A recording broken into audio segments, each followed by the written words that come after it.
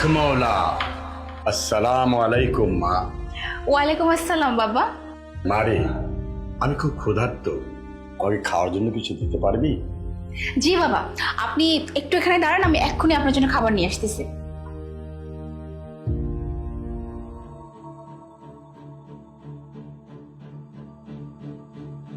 মোনা, বলছিলাম যে অনেক ক্ষুধা পাইছে, একটু নাস্তা বানাই দিবা? আলিফ, তোমাকে না নাস্তা আমি পরেও দিতে পারবো।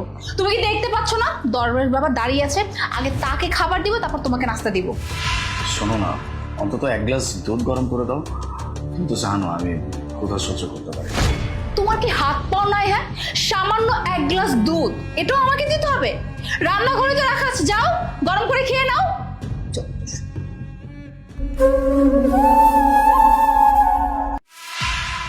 এই নিন বাবা। বিসমিল্লাহ। হক মৌলা, সর্বদা সুখী থাকবে মা। বাবা, আমার বাসায় তো সুখটাই নাই। আপনি কি সুখ কিভাবে পাবো কোনো উপায় বলতে পারেন আমাকে?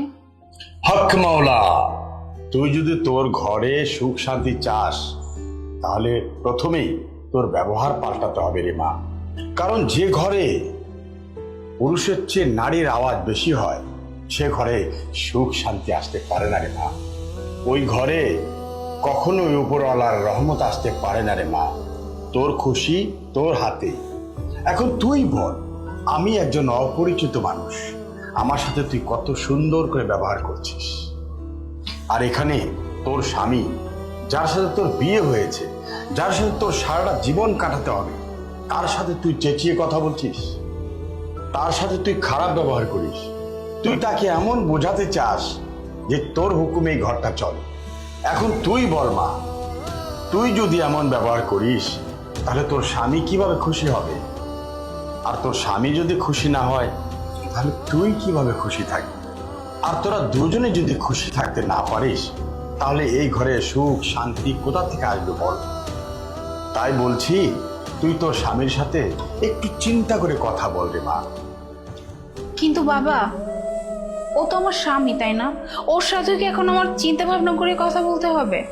নিজের জীবন সাথীর সাথেই তো সবচেয়ে বেশি বুঝে শুনে কথা বলতে হয় রে মা।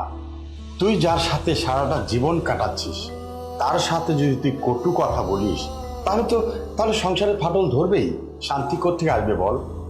তুই যদি রে মা একটা অপরিচিত লোকের জন্য খাবার নিয়ে আসতে পারিস, তার সাথে ভালো ব্যবহার করতে পারিস, তাহলে ও তো তোর স্বামী রে মা। ওর সাথে ভালোবেসে দুটো কথা বলতে পারিস না মা?